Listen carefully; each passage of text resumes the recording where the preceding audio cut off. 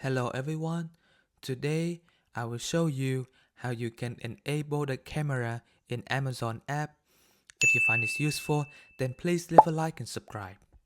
So first you need to go to your Amazon app, click on Amazon, and then click on the profile icon at the bottom,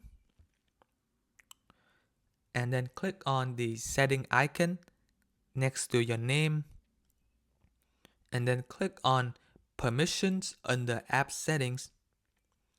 And as you can see, the camera is currently disabled.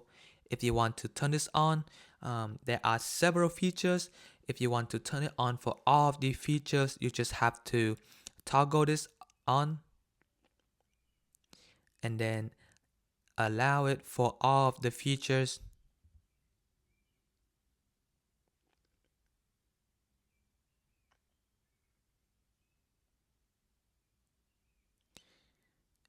And once you turn this on for all of the features, you would be able to allow the camera for all of the features. And if you find this helpful, then please like and subscribe.